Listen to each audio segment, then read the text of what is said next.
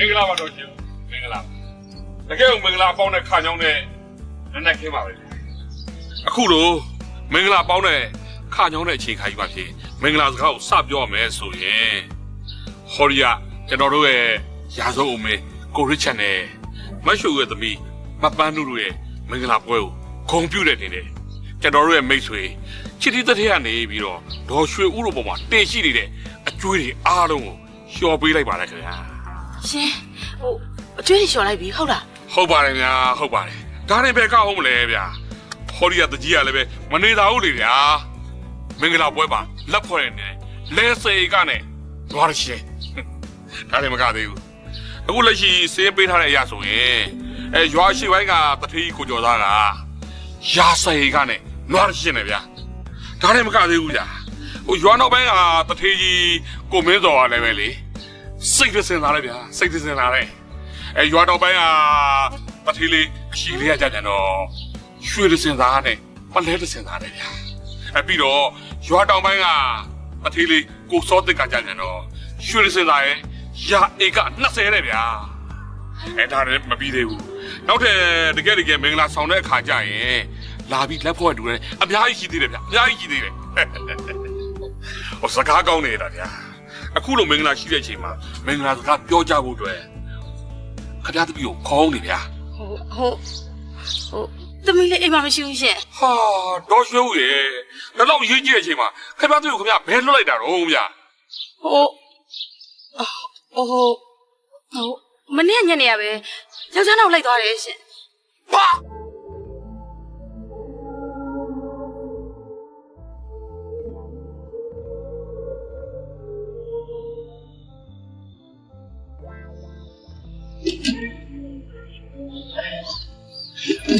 ကိုဖေးပန်းနေပြီလားမပင်မမဘူးပန်းတို့ရဲ့ဘလောက်ပဲပင်ပန်းဟာဒီကပန်းတို့နေတာနေလည်းကအမော်ဒီပြေးသွားဒါပေမဲ့တခုပဲပန်းတို့ကကိုနဲ့နေရတာစင်းစင်းရဲနေရလို့ဆိုပြီးတော့ကိုထားပြီးထွက်ပြေးသွားမှာလို့ဆိုရတာပါဟောရမီပန်းတို့ကလည်းလေကိုချစ်တဲ့သူနောက်မှာနေရမယ်ဆိုရင်ဟိုးငရဲပြီမှလည်းပျော်ပျော်ရွနေကြလိုက်အောင်ပါဝါသာလိုက်တာပန်းတို့ရဲ့အောင်မလေးသူများတွေမှာကြတော့လေရွှေသမက်ငွေသမက်တွေရကြတယ်ငါမှာကြတော့ရွှေဆွဲချငွေဆွဲချသမက်စုပ်ပလုတ်ကိုရတယ်ဘယ်နဲ့တော့တာဝရင်ဒါတဲ့အခါနီးမှာအဝေစီကိုဆွဲချခံရတယ်တင်းချောင်းရှိတဲ့အိမ်နဲ့ဝိုင်းလေးတောင်မှပဲချစ်တီးကတိမ့်သွားပြီဒါတောင်မှဒင်းတို့ကပျော်နေနိုင်သေးတယ်အမေရလေအခုဆိုကိုပုံလိုက်ရုပ်တွေစူးစမ်းနေပြီမိမကြခင်လေးကိုအိုးကိုအိမ်နဲ့ပြန်နေရတော့နော်အောင်မလေးကိုအိုးကိုအိမ်အသာထားလို့မင်္ဂလာစိုးရဲတောင်မကျွေးနိုင်တဲ့ဘဝမလှလိုက်တဲ့မင်္ဂလာပွဲအောင်မလေးငါကကန်းဖဲတာအမေကန်ဖဲတာမဟုတ်ဘူးမေကန်ဆယ်တာအမေတမီလေးကန်ကောင်းလို့ရန်သူမရအလကားကောင်မှမဖြစ်တာအောင်မေဘာရန်သူမရလဲအရာရှိကတော့မင်းစိုးရစာကတော့ဖြစ်မှာဟဲ့အမေပြောတဲ့မင်းဆိုးရာသာဆိုတဲ့လူဟာသမီးတို့နိုင်ငံကိုမတရားအုပ်ချုပ်နေတဲ့အဲ့ညက်လက်ဖြူတွေရဲ့တစ္ဆာတော်ခံကျုံနေအမျိုးသားကြီးကပြောမယ်ဆိုရင်သမီးတို့ရဲ့ရန်သူသူကအောင်မလေးဟုတ်ပါတယ်အေးပါနော်အခုတော့ညှိရထားတဲ့ယောက်ျားတော်တော်အစင်တန်းမြင့်နေပေါ့ထမ်းသမားတောင်မှကိုပိုင်ထမ်းပင်ကိုတက်နိုင်တာမဟုတ်ဘူးသူများထမ်းကိုကတ်တက်ရတဲ့အကောင်အောင်မလေးငါဘဝကတော့ကမ်းမမြင်လမ်းမမြင်ဖြစ်ပါပြီတော့အဲ့လိုတော့လည်းမပြောပါနဲ့ ကျုပ်တို့ရဲ့ကမ်းမမြင်လမ်းမမြင်ဖြစ်တာကျုပ်တို့ဘာသာကျုပ်တို့သာသနာလမ်းပေါ်မှာလမ်းမပြောက်ဖို့အရေးကြီးတဲ့အမေလည်းအသက်ကြီးလာပြီပဲအမေရဲ့ဟိုအမမှန်တော့ခွဲခြားသိသင့်ပါပြီ သိတယ်ဟဲ့သိတယ်ငါအားလုံးသိတယ် အမေသိတာမှန်ကြည့်တယ်လို့ပဲရုပ်လုံးတော့ပေါ်ပါတယ်ဒါပေမဲ့ပြောင်းပြန်ကြီးဖြစ်နေတယ် ငါပြောင်းပြန်မကလို့စောက်ထိုးပဲဖြစ်ဖြစ်မှတ်ခုံပဲဖြစ်ဖြစ်ငါ့ကိုဆရာလာမလုပ်နဲ့ငါအိုးမဲ့အိမ်မဲ့ဖြစ်လို့စိတ်ညစ်ရတဲ့အထဲမှာသွားစားဟဲ့သွားစား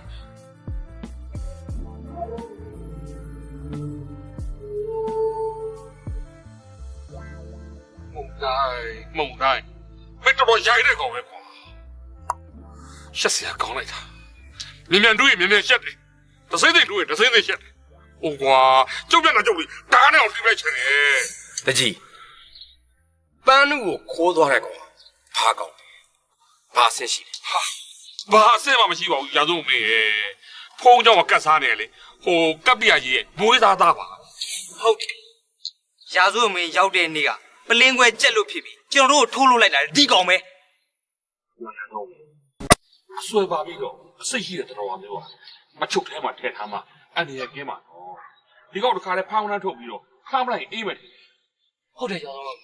သူမရလို့ချင်းသူ့လည်းလှန်နဲ့ထိုးတယ်လှန်နဲ့ထိုးရင်လွဲရင်လွဲနေမှာတခါတည်းကတန်းနဲ့အသေးပြစ်သက်လိုက်စမ်းမှာရာဇဝတ်မင်း ကြာပါတယ်ဗျာမိုင်းပြန်တစ်ခါကိုပဲပြီးတော့ မလို့နဲ့ရာလေးညက်စီကြက်လေးပန်းစီဆိုဒီကိစ္စကိုသွေးအေးအေးနဲ့စီစီရဒီကိစ္စရီးစားလူခံရတာတဲ့ကျုပ်ရဲ့သိက္ခာကိုထိပါစော်ကားခံရတာကိုခံရခက်တယ်ဒီကောင်ကိုကျုပ်သွေးအေးအေးနဲ့ဒီကောင်ရဲ့ဘဝကိုကြက်ချင်ခံရနေစမ်းပါဒီကောင်လေးဘယ်မှာပုံနေတယ်လို့ ကျွန်တော်မျိုးကြီးစုံစမ်းလို့ရသလောက်ကတော့ဟိုသူ့တကယ်ချင်းထမ်းထဲမှာပုံနေလို့တကယ်ရပါ ချမ်းတော်အလယ်မှာလွမ်းမိုးဝေရဇလန်းကလေးတစ်ပုဒ်တော့မကြခင်ကြောက် ပိုင်းလေခင်းရတူကတော်တော်ရတယ်မနေ့ကျလို့ရှိရင်မြို့ကပွဲကိုသွားပြီးတော့ရောင်းလိုက်မှာနော် ကိုကလိုက်တော့မလို့လားကိုဖိုးနေတာလည်းတော့မဟုတ်ဘူးလား ဟုတ်ငါတယောက်တည်းမနိုင်ဘူးဟာထညက်တည်းကအများကြီးပဲ အော်ညာအိရမှာလား အဲ့ဒါလည်းတိတ်တော့မသေးချဘူးပိုင်းလေ ဩမင်းကလည်းမတင်မကြပြောနေပြန်ပြီနော်ကျင်းသေးပါဝိုးအဲ့ရမှာဒီဟာတွေကလေပွဲရုံမှာထညက်လဲတည်းလက်ရက်ထိုးသလိုတန်းစီနေပါကိုယ်အလည်းဘယ်အချိန်ရောက်မလဲဆိုတော့စောင့်နေအောင်ပါပြီးတော့နေယောက်ျားလည်းပတ်စံကိုလက်ငင်းလိုချင်တာမဟုတ်လား ဟိုဖက်ကလန်ကင်းမယူဆိုလို့ချင်းချက်ချင်းပြန်လာလို့ရရပါလား သူတို့စီးရင်သွင်းပြီးတော့ပြန်လို့ရတာပေါ့ အဲ့ဆိုအဲ့လိုပဲပြန်လာခဲ့ပါလား ဟုတ်ဘယ်လိုပါလဲပတ်စံရမှာဘယ်လားဆိုလို့လို့ရမှာကိုကဖိုလီ3ပါးလောက်ဒီတစ်ထဲမှာပြင်ပြီးတော့လေစိုးလေးကတ်ချင်နေကြီး ကောင်းတယ်ဟေးကောင်းတယ်အဲ့ဒါမှလဲငါသမီးလေးနည်းနည်းပါးပါတင်းနေတယ်ဖြစ်တော့မှာအခုတော့ငါမှရွာတဲ့တောင်းမသွားရဘူး အုံးမလေးဗျာဒေါ်လေးကလည်းရွာနဲ့ဝေလို့သူကသူအပြင်းထူပြီးတော့ခြေထောက်ချောင်းမှကြောက်လို့မသွားတာများ ဟုတ်တယ်ဟေးဟုတ်တယ်အခုငါမှတစပြင်ကိုရောက်နေတာဘူးဟဲ့မုံနိုင်နင်မြို့ကိုသွားမှာဆိုလို့ရှိရင်ဖရက်ဆေးဆိုင်ကငါ့ကိုသွေးကြစေးလေးဝယ်ခဲ့အောင်နော်ဆေးကကုန်နေတာကြပြီ ဟုတ်ကဲ့ပါ ဆိုကိုရီချိုးလိုက်ဒီတမန်လာမနော် ဟဲ့ချောင်းထဲမှာကြီးသွားချော ဟာမချိုးသေးပါဘူးကွာမင်းလေ ဟောမင်းကဘာလုပ်ဆက်ရှိတယ်လို့ ဟုတ်ထုံးစံလိုက်ပါကွာအညောင်းပြီးအညာပြေးလေးထက်တဲ့ပေါင်းခိုင်လေးတောက်လိုက်ဦးမယ် နင်ကဒါပဲ ။အိုးငါမှလည်းဒါပဲရှိတာကွာမင်းကလည်းဟိုမင်းလို့ဆိုလို့လည်းတစ်မျိုးပေါ့ကွာ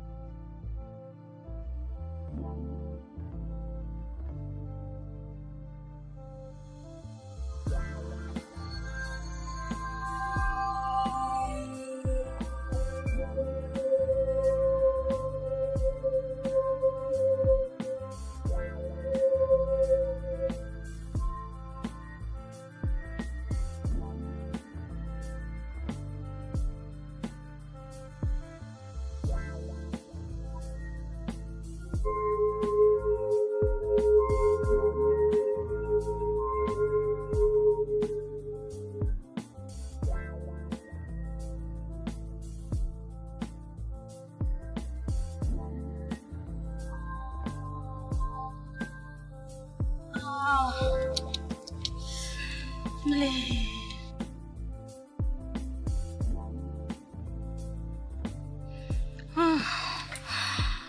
မ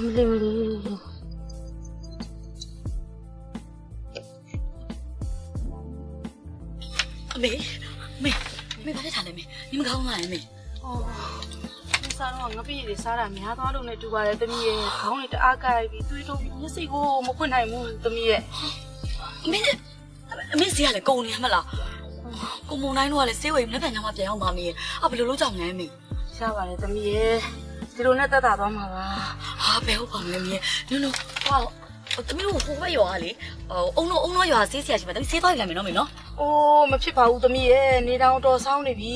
အုံတော်ရွာတို့ရွာနဲ့အဝေးကြီးသမီးရဲ့နောက်ပြီးလမ်းကလည်းလူကပြက်ကနေသမီးရဲ့မဖြစ်ပါဘူးမဖြစ်ပါဘူး အမေရပါတယ်သမီးတို့စိတ်မပူပါနဲ့အမေကပိုအရေးကြီးတာပါအမေခဏလေးလဲမင်းနေလိုက်နော်မေနော် ဟုတ်သမီးမတော်ပါနဲ့သမီးရဲ့ အမေဝယ်ပြီးပြန်လာခဲ့မယ်နော်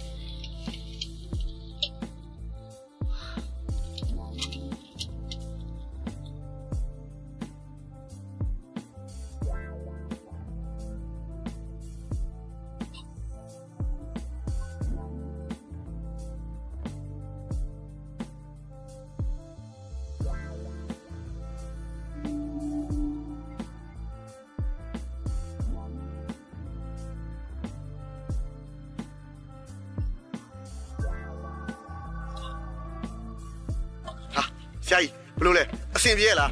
ဟာမင်းတို့ဆရာငမောက်ပါကွာဒါမျိုးမှတော့ကျွမ်းပြီးသားပဲ ဒါဆိုလဲဆရာကြီးရော့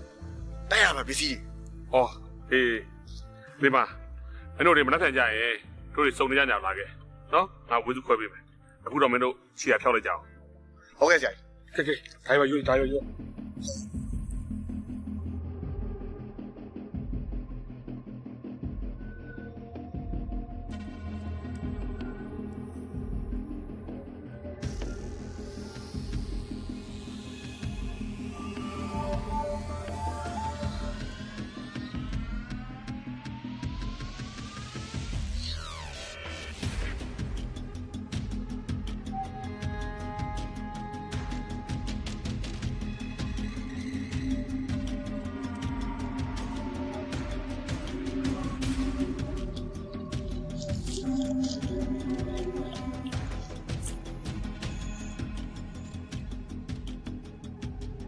အမေဖြစ်နားရှိလို့လားကြားရတယ်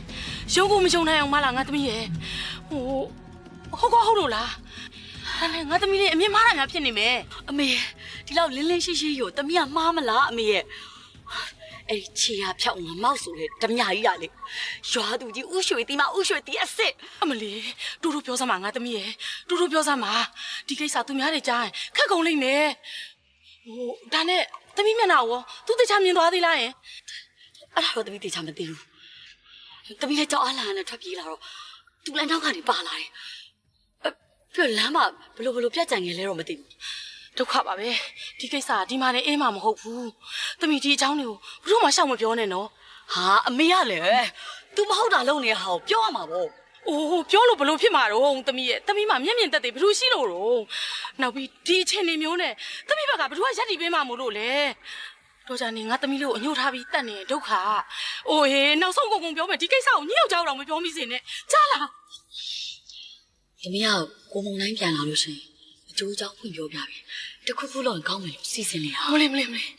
မပြောပါနဲ့သမီးရဲ့ကိုရှုကိုပတ်ဖြစ်နေပါမယ်အတန်းကြောင့်ဖားသေးဆိုတာကိုသမီးကြားဘူးတယ်မဟုတ်လားဒီကိစ္စကလေ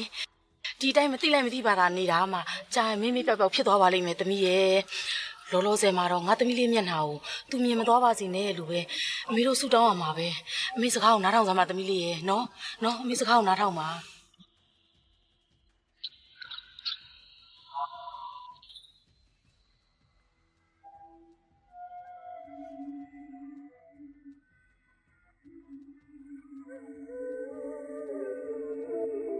မနေ့ကတောစင်မှာတွေ့လိုက်တာပန်းတို့မှာပန်းတို့အစ်စ်ပါငါမြင်မှားတော့ပါဘူးဒါပေမဲ့ပန်းတို့လားဆိုရင်အခုတော့ဆိုရင်ဒီသတင်းတွေကရွာထဲမှာပြတ်တယ်ဘာဖြစ်လို့လဲအခုချိန်ထိငြိမ်သက်သားကောင်းနေရတာလဲပြီးတော့ပန်းတို့တင်ဟိုကောင်မုံလိုက်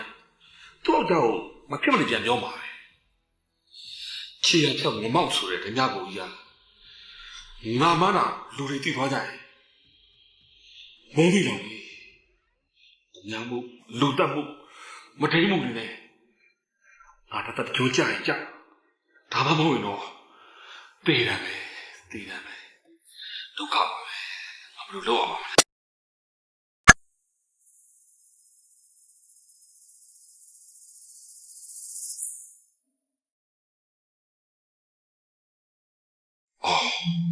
ဟုတ်ပြီအခုတော့မုံနိုင်ပေါ်ကမျက်စိစပုံဝှစ်စွနေတယ်ရာစုံအမေကတော့ငါခြုံပေးလိုက်ရတော့ဟာတိတ်ကောင်းတာပေါ့ဒါနီးမလာမယ်ရာစုံမေရဲ့အာနာစက်နေတာဆိုရင်ငါဘက်ကဘာမှအင်အား30မလိုပဲလေငါဘောကြနေတဲ့အကူတော့အားလုံးပါမုံနိုင်ရဲ့ဟုတ်လိုက်တယ်ကွာဟုတ်လိုက်ကောင်းလိုက်တဲ့အကြံကွာ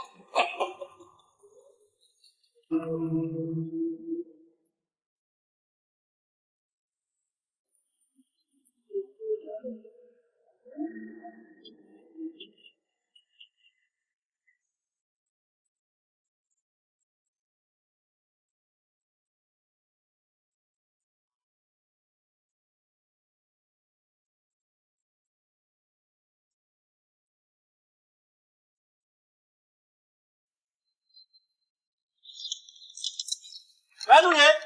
ဘန်းနုရကောင်းလိုက်ကြတော့လား ကိုပြန်လာပြီ အေးဟုတ်တယ်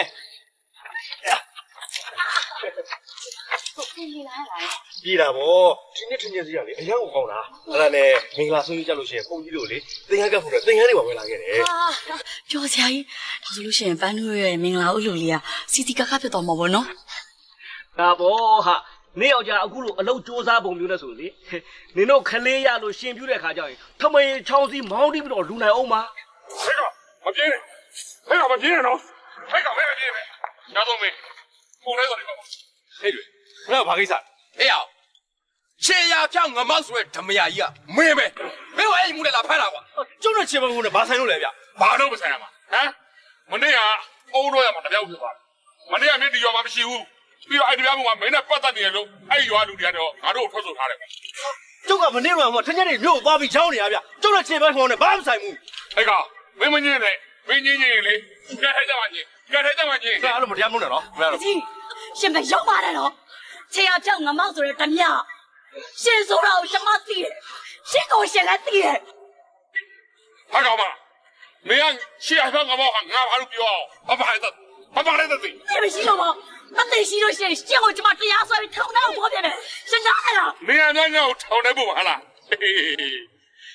မင်းကပဲငါ့ကိုထောင်နေဖို့နေမလားမင်းလေကပဲငါထောင်နေဖို့တော့နေတွေ့ရတယ်ပဲအဲ့ကောင်ဖမ်းတိုင်းအဲ့ကောင်မင်းမလှုပ်နဲ့အဲ့ကောင်ဖမ်းတိုင်း ခင်ဗျားတို့အဲ့လိုမတရားမှုနဲ့တော့ကြုံပြောနေနော် အဲ့ကောင်မင်းအေးစိတ်ဖမ်းခံတော့မင်းအေးစိတ်ဖမ်းမကောင်ဆိုရင်မင်းမရဲ့မင်းရောက်ခမရဲ့အကောင်လုံးကဖမ်းတော့အဲ့တွေ့ ခင်ဗျားတို့အဲ့လိုမျိုးဒိုင်းနဲ့စီးနဲ့မလုံးနဲ့နော် အဲ့ဆိုရင်စိတ်ဖမ်းခံအေးစိတ်ဖမ်းခံလေ ကိုချီယာဖြောင်းတော့မဟုတ်ဘူးဆိုတာပန်းကျုံ 俺都有呢，俺都有呢，门里俺旅游吧的，俺旅游吧的小吧的要把这过来年呢。 အကောင်မမင်းတော့ပဲထောင်ပြောတယ်နော်ဟဲ့လေ ဘန်းတို့ဘူးဆိုင်တယ်နော် 韩国不到了， ဟဲ့လေတော့တယ်ဟဲ့ပါ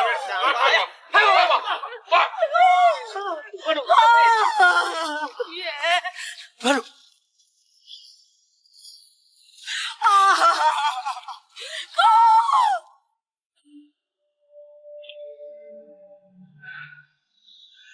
ကိုယ်နဲ့ဖြစ်ကြတယ်ဗျာတကယ်ကိုရင်နာစရာ ဟုတ်တယ်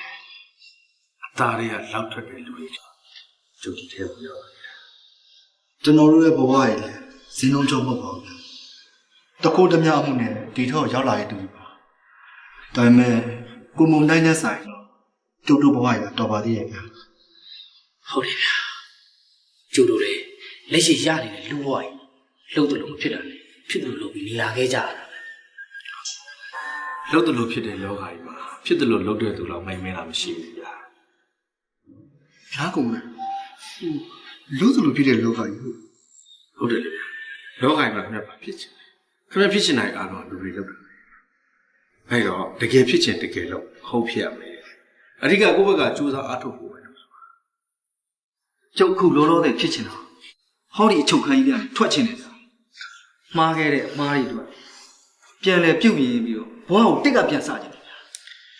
စီလုံးချင်းဒီအေးအားတဲ့ကျုပ်တို့ရဲ့အားလုံးညီညွတ်ညွတ်နဲ့လုပ်မယ်ဆိုရင်ဘာမှမဆိုဖြစ်နိုင်ပါတယ် တုတ်တုတ်ဖွဲ့ရဲ့အားလုံးကိုမုံနိုင်ကိုဆရာတင်ပါတယ်ကိုမုံနိုင်ရတာအရှိရနေဥဆောင်မှာတုတ်တုတ်ဖွဲ့ရဲ့နောက်ကလိုက်ကိုအသင့်တယ် ဟုတ်ပါတယ်ကိုမိုင်း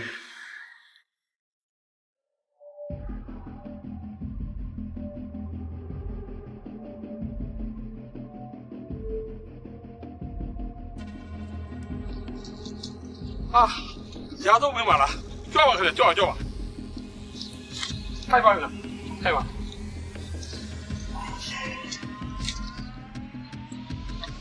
အားကြောင့်မိသားစုရှိလို့ကျွန်တော်မျိုးတွေရောပဲကြွလာတယ် ရှိတာပေါ့ဗျာသိရှိတာပေါ့ကျုပ်ရဲ့အလုပ်ကိစ္စတွေကဒီရွာမှာမပြီးပြတ်သေးဘူးဗျာ ဘာကိစ္စရာတော့မင်း ဟာတကြီးရလဲဗျာပြောမှသည်ထီမနာသာမနဲ့သေမခင်ဆိုတဲ့လူစားမျိုးတွေမှာပါသွားပြီဗျာ ရာတော့မင်းပြောလဲပဲခံရပါရဲ့ကျွန်တော်တို့တောင်းသားဆိုတဲ့ဟာအကြမ်းမြင်ဘူးဆိုတာနဲပါတယ်ရာတော့မင်းပြောမှပဲသိရတော့ပါဗျာ ပြောမှပဲသိမယ်ဆိုရင်လည်းပြောမယ်ဗျာဘန်နုကိစ္စလေဗျာ ဩဘာပြလဲလို့ဒါကြရာဆုံးမင်းအဲ့ကိစ္စအရေးမကြီးတော့ပါဘူးအခုဆိုသူ့ကောင်မုံနဲ့လည်းပဲအထက်ရောက်နေမုံလားပြီးတော့ဟိုဓမြဘိုချီရဖြောက်ကံပေါက်ဟာဒီကောင်မလို့ကျွန်တော်တို့ဝိုင်းပြီးတော့အာမခံပေးလိုက်ရင်ဟာဒီကောင်ကအနဲတကအနဲဆိုသေတယ်မဟုတ်ရင်တော့မှတတ်တကြောက်ကြောက်သွားမှာပါဘာမှမပူပါနဲ့ရာဆုံးမင်း ကျုပ်ပူတာဒီကောင်အတွက်မဟုတ်ဘူးတကြီးဘန်နုအတွက်ဘန်နုလေးအတွက်ပူတာ ပန်းတို့တော့လည်းပူကြမလို့ပါဘူးအခုဆိုရင်လေပန်းတို့ကအဆောက်အကျက်ကင်းမဲ့နေတဲ့ပန်းလေးတို့ဖြစ်သွားပါပြီရာသုံးကခုချွေမယ်ဆိုရင်လေအစင်သက်ပါပဲရာသုံးပဲ အပြောမလွယ်နဲ့တကြီးဟိုတစ်ခေါက်တုန်းကလေကျုံနဲ့သေးသေးချာချာစီစဉ်ထားပြီးမှဟိုမုံတိုင်းဆိုတဲ့ကောင်တော့ကောက်ကောက်ပအောင်လိုက်သွားပြီးပြီတကြီးဒီတစ်ခါကျုပ်ထက်မဝေးချင်ဘူးနော် စိတ်ချပါရာသုံးပဲစိတ်ချပါကျွန်တော်မျိုးကြီးစီတယ်ပါမယ်အချိန်လေးနည်းနည်းပဲစောင့်နည်းနည်းလေးပဲစောင့်လိုက်သမ်းပါရာသုံးပဲ ဘယ်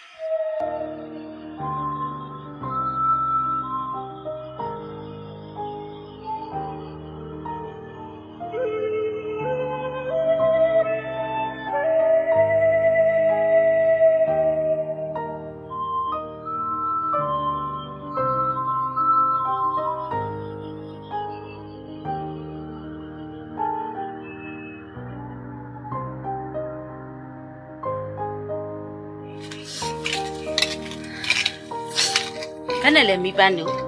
မိဘစကားကိုနားမထောင်တော့အခုညဒူးနဲ့မျက်ရည်တုံနေရပြီမဟုတ်လား မင်းရဲ့ဒီကိစ္စမှာသူ့မားရဲ့မန်နေဆိုတော့အမေလည်းသိတယ်ပဲ ဘဒူမှန်လေတရားကိုအာနာစောင့်နေတဲ့ခေတ်ကြီးမှာကို့မမအာနာမရှိရင်တော့သူတို့လုံသမျှကိုခံရမှာပဲညရာအစကတည်းကမအေးစကားကိုနားထောင်ပြီးတော့ဟိုရာဇဝတ်မင်းလေးကိုလက်ထပ်လိုက်ရင်ဒီလိုအဖြစ်ဆိုးမျိုးတွေကြုံလာမှာတောင်းမဟုတ်ဘူး အမေသမီးဒုက္ခမျိုးစုံခံရရုံမကလို့ရှင်ခွဲနာကြပြီပဲတည်တည်အဲ့ဒီအမျိုးရုပ်ကိုဘယ်တော့မှမယူနိုင်ဘူးအခုကိစ္စမှာလေတကြီးနဲ့ပေါင်းပြီးတော့မစားရတဲ့အမေကိုအသေးနဲ့ပတ်တော့ ဟုတ်တယ်တော်လေပန်းတို့ပြောပုံအရာဆိုရင်တကြီးကသူ့အမှုလေပြောက်မုံတိုင်းလေဒုက္ခရောက်အောင်ဆိုပြီးတစ်ချက်ခုတ်နှစ်ချက်ပြတ်နီးနဲ့ကြံစီတာဗျာတော်တော်ရုပ်မာတဲ့တကြီးဗျာ အခုတော့အဲ့ဒီရုပ်မာတဲ့တကြီးကိုပဲချော့ပေါင်းအောင်မှာပဲဒီမှာသမီးအမေမနေ့ကရွာထဲသွားတော့ကလေတကြီးဥရွှေသီးနဲ့တွေ့ခဲ့တယ်ညယောက်ျားအမှုကလေရာဇဝတ်မင်းလေးလက်ထဲမှာပဲရှိသေးတယ်တဲ့ငါသမီးရတာရာဇဝတ်မင်းလေးကိုတောင်းပန်လို့ရှိရင်လေညယောက်ျားလွတ်နိုင်တယ်တဲ့ဒီခါရာဇဝတ်အုပ်မင်းလေးလာလို့ရှိရင်ငါသမီးသွားတောင်းပန်လိုက်ပါလား မတောင်းမှနိုင်ဘူးမေသမီးကိုမှန်တဲ့သူတွေကပါတဲ့သူတွေမတောင်းမှနိုင်ဘူးမတောင်းမှမတောင်းဘူး ရောရွှေဦး ဘာကိစ္စရှိလို့လဲကွယ်မောင်တန်းကျောင်းရဲ့ တကြီးလွတ်လိုက်တာအိမ်မှာရာဇဝတ်မင်းရောက်နေခင်ဗျားသမတ်အတွက်တောင်းပန်ခြင်းနဲ့ဆိုရင်အိမ်ကိုလာခဲ့ပါ ဟုတ်လားအေးအတော်ပဲဝမ်းသာလိုက်တာသမီးရေဟိုရာဇဝတ်မင်းလေးရောက်နေရတဲ့အမေတို့သွားတောင်းပန်အောင်လေ သမီးမလိုက်ဘူးမေ ညအိမ်မှာဖြစ်မှာပေါ့ညကကာယကံရှင်လေညယောက်ျားကိုညမတနာဘူးလား ကိုပေါ့တော့ချစ်တဲ့တနာဝဲဒါပေမဲ့အဲ့လိုလူမျိုးရဲ့အောက်မှာတော့သမီးအောက်ကြမခံနိုင်ဘူးကိုပေါ့နိုင်တင်လေဒီ ဒီလိုမျိုးလောက်ခိုင်းမှာမဟုတ်ဘူးလေ ကဲဟိုလိုက်မလားမလိုက်တော့ဒါပဲပြော ဒေါ်လေးပဲလိုက်သွားပြီးတောင်းမှလိုက်ပါဗျာဒေါ်လေးတောင်းမှလည်းပြီးပါတယ်ဒေါ်လေးတယောက်တည်းမသွားရဲဘူးဆိုလို့ရှိရင်ကျွန်တော်အဖော်လိုက်ခဲ့ပြီနော် အေးအဲ့ဆိုလည်းပြီးရပဲကဲသမီးရေအမေပဲလိုက်ပြီးတောင်းမှလိုက်မယ်ကံကောင်းပါစေလို့ပဲငါသမီးလေးဆူတောင်းနေနော်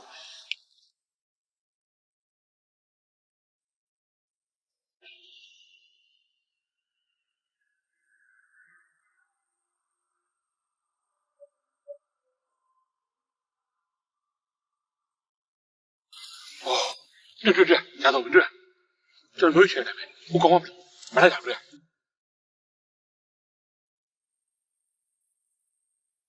သူလိုက်မလားတော့လေဒီမှာနေကိစ္စပြီးအောင်လို့ကြီးဟာကောင်းတယ်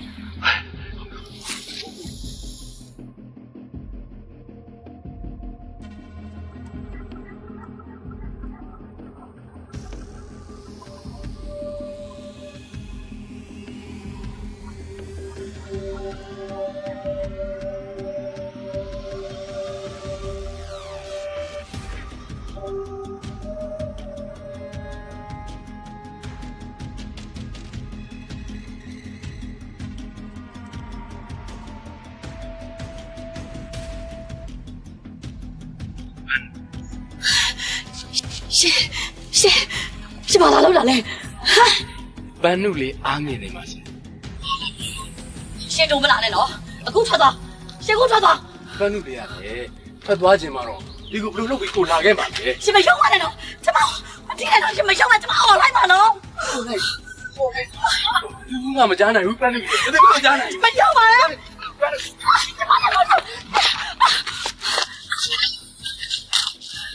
ရှင်တို့မလာနဲ့နော်ရှင်ဆက်တိုးမယ်ဆိုကျမကိုတတ်ပြက်လိုက်ရင် ဟောအရှင်းနဲ့အသက်လဲရဲတယ်ပေါ့ကိုမတက်ရဲတယ်ဆိုရင်လေတက်လိုက်လေလှုပ်လိုက်ပါ ရှင်စမတိုးနဲ့နော်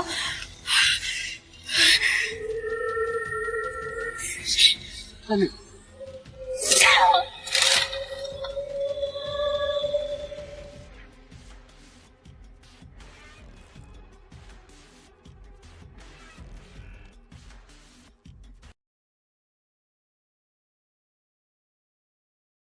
ခင်ဗျားတို့အမြဲလားဗျဒီနဲ့ရာစုံမင်းကအလောက်အားရမဟုတ်ခင်ဗျားတို့တုံနေလုံနေတာနဲ့တကြီးနဲ့ရာစုံမင်းတက်နေထွက်သွားရင်ခင်ဗျားတို့ပဲဒုက္ခရောက်မှာ အေးပါမောင်တန်ချောင်းရဲ့တက်ကြီးတဲ့လူဆိုတော့လေကွယ်မင်းတို့လူငယ်တွေလောက်တော့ဖဲသွက်ပါ ခင်ဗျားပြောလိုက်စင်ကြီးမမြန်းလား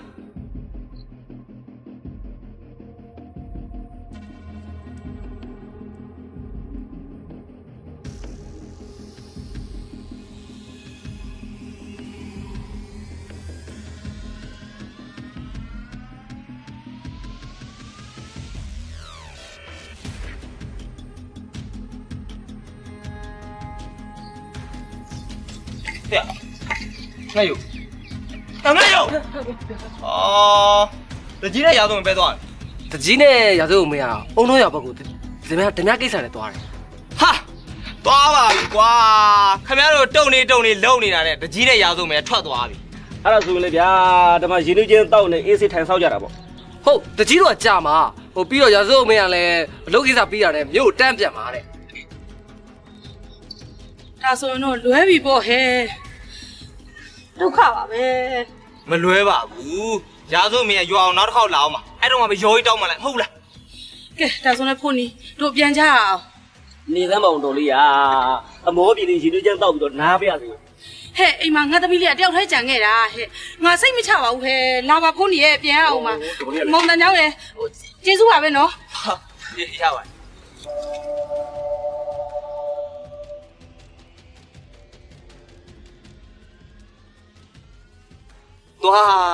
သွားကူလောက်ဆိုရင်ရာစုံမင်းလဲအောင်သေးအောင်သာစားပြီးလောက်ပြီမှုန်တိုင်းမင်းဘာတက်နိုင်လဲအခုတော့မင်းကြက်မရိုင်းပြီပေါ့ကွာဟွန်း ဒီတကြီးနဲ့ရာစုအုပ်ပါလေဗျာသူတို့ပဲခေါ်ထားပြီးတော့သွားတော့လည်းမရှိဘူးအပြင်သွားကြတယ်တဲ့အားနာမှုမရှိဘူး ဟဲ့သူတို့မှာအရေးကြီးတဲ့ကိစ္စတွေကအများကြီးဟဲ့ကိုယ့်ရဲ့အရေးကြီးတဲ့ကိစ္စရှိလို့ထွက်သွားတာနေမှာပေါ့နင်ကလည်း ဒေါ်လေးကလည်းသွားတဲ့ခီးကအဝေးကြီးပဲဗျ နင်ကလည်းဟဲ့ငါ့ကိုပြန်အားနာစမ်းပါဦး ကျွန်တော်ကလည်းသွားတာပေမန်းလို့ညီးတယ်မဟုတ်ပါဘူးဗျာသူတို့လုပ်ဖို့မဟုတ်လို့ပြောနေရတာ ကဲပါဟဲ့ကြောပူရတဲ့အထက်ငါနားပါထက်မပူပြရစေနဲ့တော့နိပစက်ကိုပိတ်ပြီးတိတ်တိတ်နေစမ်းပါ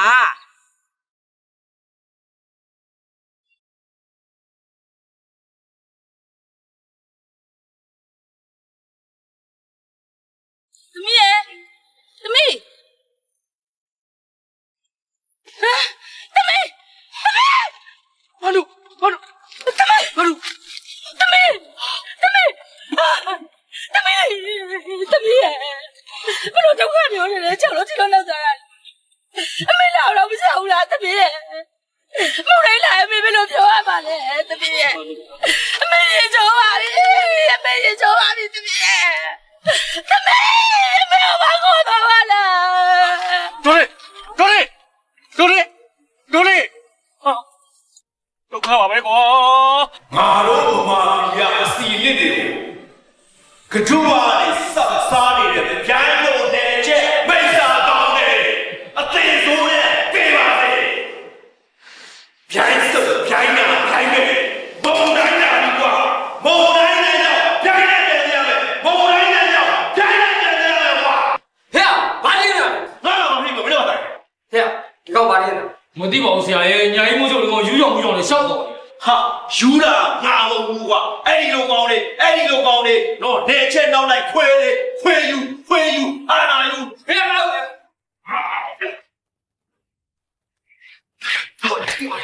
ဂျာပေါင်တိုင်းအချုပ်ပါပြီးတော့ထွက်ပြေးသွားတယ် ဟုတ်တယ်ဒီကောင်ကျုပ်ရဲ့တပ်သားတွေကိုသတ်ပြီးတော့လက်နဲ့ယူပြီးထွက်ပြေးသွားတာပြီးတော့အချုပ်သားတွေပါဒီကောင်တော့ပါသွားတယ်ဗျ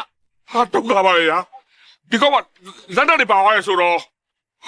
ကျွန်တော်တို့လာတတ်လိုက်မထင်တယ်ဗျာတကြီးရလဲဗျာတကြီးတို့တွေဒီကတော့ကြောက်နေရသလားဗျာဟာကျုပ်တို့မှလည်းလက်နဲ့တွေရှိနေတာပဲကျုပ်တို့မှလက်နဲ့တွေရှိရဆိုပဲကျုပ်တို့မသိတဲ့အချိန်မှာဒီကောင်လာတတ်မအောင်စိုးရတော့ဗျာစိုးရတော့ပါတကြီးရလဲဒီကောင်မှခွင့်ရရှိတယ်လို့ကျုပ်တို့မှလည်းခွင့်ရရှိတယ်ဗျာဒီမှာဒီရွာမှာဒီကောင်ရဲ့သွေးသားရင်းချဆွေမျိုးတွေဘယ်သူရှိလဲဟုတ်ဒီပုံတိုင်းဆိုတဲ့ကောင်ကသူ့ကိုမွေးတွေကမိဘတစ်ပါးကိုစိုးပါသွားကြတာအဲ့ဒါကြောင့်မို့ဘယ်သူမှသူ့ကိုအမျိုးမတော်ချင်ကြဘူးရှာပါပြောမယ်ဆိုရင်တော့သူ့ကိုမွေးသားတဲ့ကပ်ပြာကြီးကပ်ပြာကြီးတော့ဖုံးကြောင်ရှိတယ်ဟုတ်ဦးလေးနောက်တစ်ယောက်ရှိသေးတယ်ဘယ်သူလဲကွာပန်းနူးရဲ့အမေသူ့ယောက်ကမှတော်ရွှေဦးလေအော်ဟုတ်ပါအဲ့ဖွားကြီးကြောက်လေးရှိပါသေးအေးအဲ့ဒီနှစ်ယောက်ကိုအကာအကွယ်ယူရမယ်ရှာဆုံးမရလေဒီဖမသုံးရတဲ့ဖိုးကြီးဖွားကြီးကိုဘယ်လိုလုပ်ပြီးကောက်ယူလို့ရပါလဲတကြီးရလဲဗျာခမရဲ့အုံနောက်ကလေမုတ်ဆိုးမကြီးကဓာတ်နဲ့တော့တုံးနေပါလားဒီမှာအဲ့ဒီနှစ်ယောက်ကိုကျုပ်တို့ရဲ့ခံတက်ကြီးတဲ့ပွဲထားပြီးတော့ဒဇာကယ်လုပ်ပြီးဒီကောင်ကိုဖမ်းရမယ်ဗျာဟုတ်လိုက်လေရဆုံးပဲဟုတ်လိုက်လေကောင်းလိုက်တဲ့အုံတော့ရဆုံးပဲဒါကြောင့်မလို့ရဆုံးမဖြစ်နေတာကိုအေးအဲ့ဒီနှစ်ယောက်ကိုအမြန်ဆုံးဖမ်းပြီးစိတ်ချပါဒီနှစ်ယောက်ဖမ်းဖို့ဆိုတော့လေကြက်ကလေးဖမ်းတော့လွယ်ပါသေးတယ်ဗျာကြာပါရဆုံးပဲအခုတော့ဖမ်းလိုက်မယ်ဟဲ့ကောင်လေးငါလည်းခဲ့လားမုံတိုင်းနေဒီရွာကိုလာကြည့်လိုက်လေငါနဲ့တွေ့သွားမှာပေါ့ကွာငါနဲ့တွေ့သွားမှာပေါ့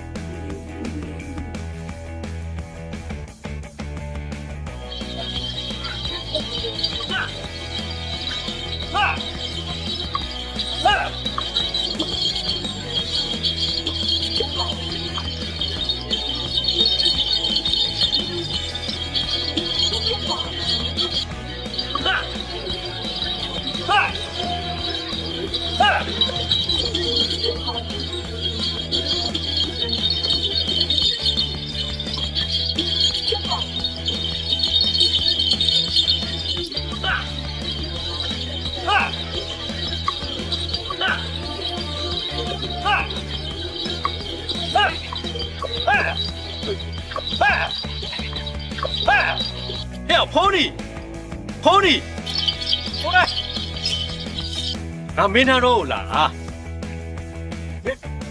မင်းလွတ်လာပြီ ဒီပလိတ်တွေကငါ့ကိုရိုးတန်းတန်းတော့ပဲလှုပ်ပေးမလဲကွာငါမှလွတ်အောင်ထွက်ဟောဒါနဲ့ပန်းနူရောနေခေါင်းတော့ပန်းနူလေပန်းနူပါဗျပန်းနူသုံးမိတော့ဟာ ရှေ့ဆက်တိုးမှာဆိုကျမကိုတက်ပြက်လိုက်နေတယ် အရှင်းနဲ့အသက်ကိုလဲရဲတယ်ပေါ့ကိုမတည့်ရဲတယ်ဆိုရင်တက်လိုက်လေလှုပ်လိုက်ပါ ရှေ့ဆက်မတိုးနဲ့နော်ရှေ့ ဟဲ့လေ ဒီပလိတ်စုံနဲ့တကြီးရုပ်ပါငါဘဝအောင်မီးပြင်းတိုက်ငါမယားကိုရုပ်မာသွားကြတွေ့ကြပြီတော့ဟာ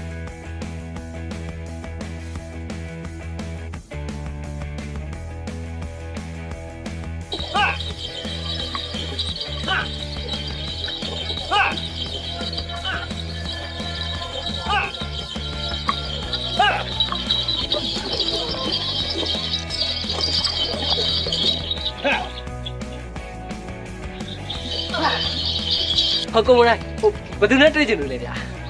နွားကြံတဲ့ကိုကြားဝင်လာတာဘာလို့ဖို့လဲလို့မင်းကမေးနေပြီလားကျုပ်ဘသူနဲ့တွေ့ကျင်တယ်ဆိုတာမင်းသိပါ ဟုတ်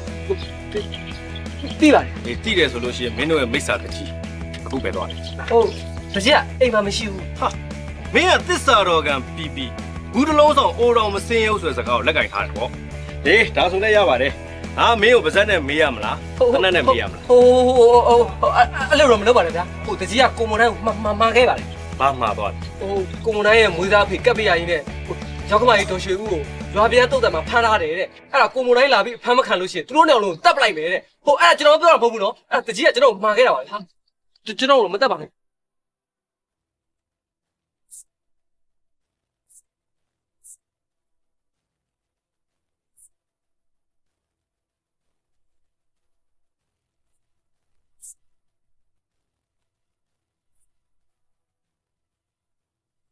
ဘလို့လဲတကြီး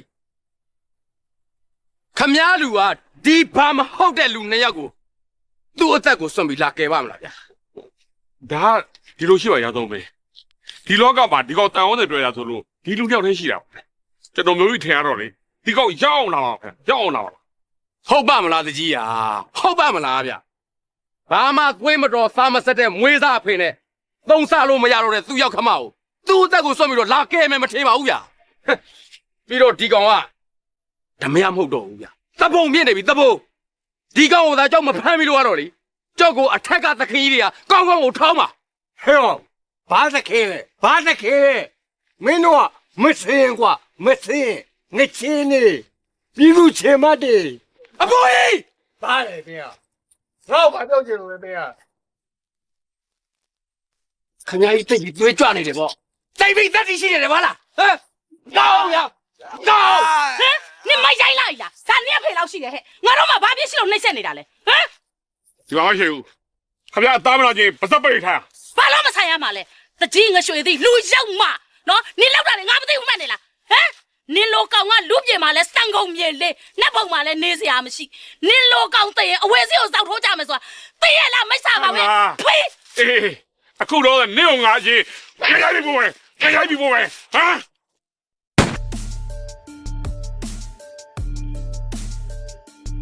ဒါဆိုပဲဟိုပုံလိုက်လာနေ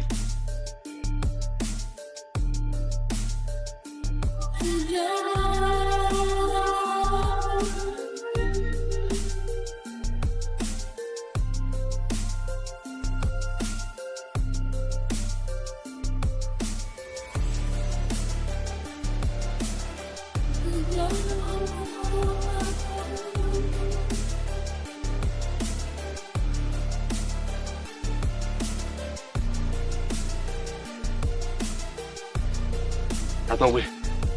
အဲ့ကောင်ညနေနဲ့များရနော်လက်ရဖမ်းမစားအသိပြဖိုင်းနေတာကောင်းတယ် ဟုတ်တယ်ရပြီတခါတည်းပြစ်တာလားတခါတည်းပြစ်တာလား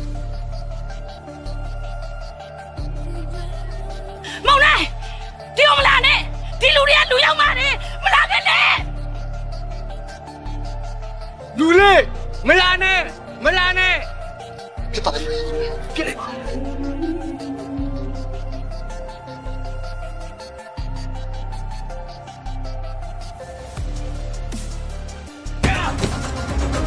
မောင်လိုက်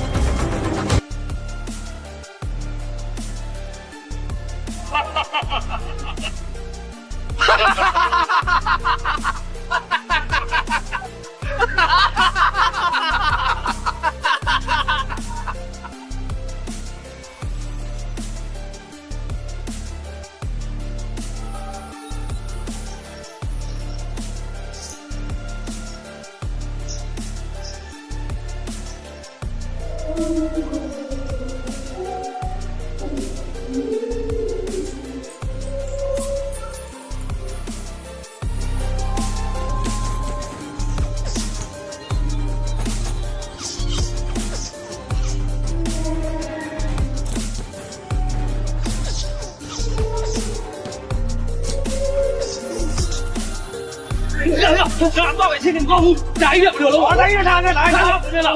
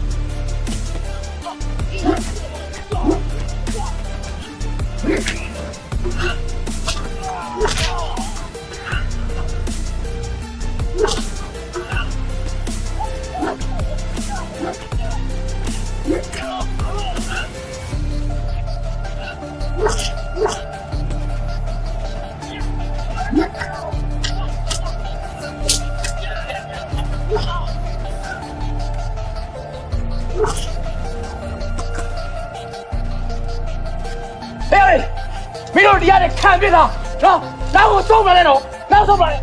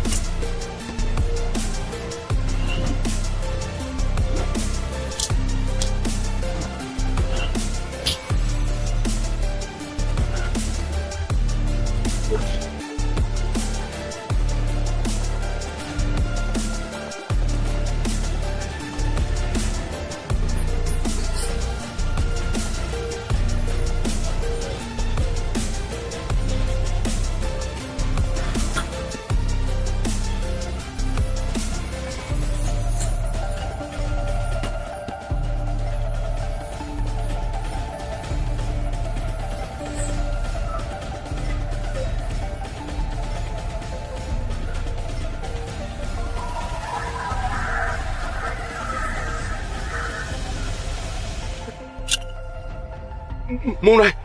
没找到算嘛了瓜，我用到没用来把我蒙来呀。မင်းလည်းလူတွေပေါ်မှာဘလို့ချင်းရုပ်ပြီးခုတ်သွေးဆိုရမလဲလို့တွေးနေတယ်။ငါလည်းငါအသက်ကိုငါကာကွယ်ဖို့အတွက်အများနဲ့ပြင်ဆင်ထားတယ်။ဟာ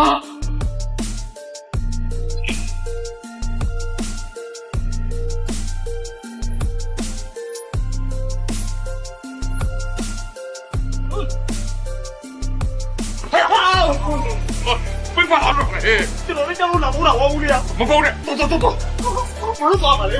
别管了嘞，为啥人俺这样现看没道理，抓过，ဦးလေးရလေ抓住抓住呀，俺表示中东西走。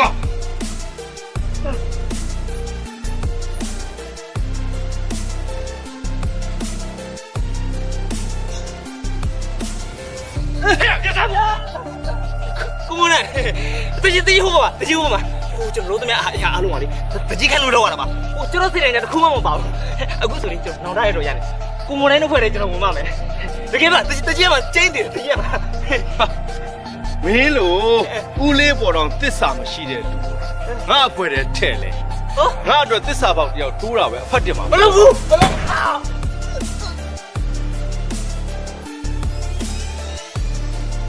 ဟုတ်တယ်ဟာလေတောင်ဝဲလုံးဝတာပါကွာ ဘာတာဝင်လဲလူသက်ဓမြတိုက်မဒိန်ကျင်တာခမရတာဝင်လားဟင်ခမရခြေရပြောင်းငမောက်ဆိုတာကျုံမိမသေးတာလဲခမရကြောက်ဆိုတာကိုကျုံသိပြီဟုတ်ကဲ့နောက်ဒီတစ်ခါတော့ခွင့်လွှတ်လိုက်ပါကွာနော်ခမရအတွက်စက်သိမ်းကျင်းချင်းကြည့်တော့ဟာမရဲ့လောက်ရတယ်ဘာကုန်းကြီးလဲကွာအခုဆိုရင်မုံနှဲဆိုတဲ့အလောင်းကြားလိုက်တယ်ဂျိုင်းနေလက်ပြန်ကိုအပ်ပြီကွာ ဟုတ်ပါတယ်တားရေဘိုးတော်ကလေငါသားကိုထင်မအမြင်မနဲ့အမေဘကပြောမဆိုမှရှိခဲ့တာလို့အမေတောင်းမှပါတယ်သူဆိုတာတားကလေအမေတို့ရဲ့အသက်တခင်ကျေးဇူးရှင်ဖြစ်နေပြီဆိုတော့အမေကိုခွင့်လို့ဖို့တောင်းမှပါတယ်တားရေ ကျုပ်ကိုတောင်းပန်ရမှာပါကျုပ်ကဘဝကိုအေးအေးချမ်းချမ်းနဲ့ဖြတ်သန်းနေတယ်အခုဖြစ်ခဲ့တာကြီးပါတော့ကံကြမ္မာကြောင့်ပါ ကံကြမ္မာကြောင့်ဖြစ်ရတာမဟုတ်ပါဘူးတားရေဒီလူတွေရက်ဆက်ရုံမှလို့ဒီလိုအဖြစ်မျိုးတွေဖြစ်ခဲ့ရတာပါ ဟုတ်တယ်သားမဲလူတွေကိုတတ်တာငရဲကြီးတယ်ဆိုပေမဲ့လူရုံးမှာမျိုးဖြတ်တွေကိုပေးတတ်တာတော့ဘာခွေးပါတော့ဘာခွေးလို့ ကျုပ်ဒီနေ့ဒီချိန်ကစပြီးတန်းတို့အတွက်အမျိုးဘာသာတာသနာအတွက်ကျုပ်အသက်ကိုစွန့်ပြီးအဲ့ဒီမိစ္ဆာကောင်းကိုတိုက်ထုတ်သွားပါမယ်ကျုပ်ကတိပေးပါတယ်မုံတိုင်းတန်ကြောင့်ဂိုင်းနေလက်ပြန်ပြရမှာကျုပ်ကတိပေးတယ်အခုတော့ကျုပ်ကိုခွင့်ပြု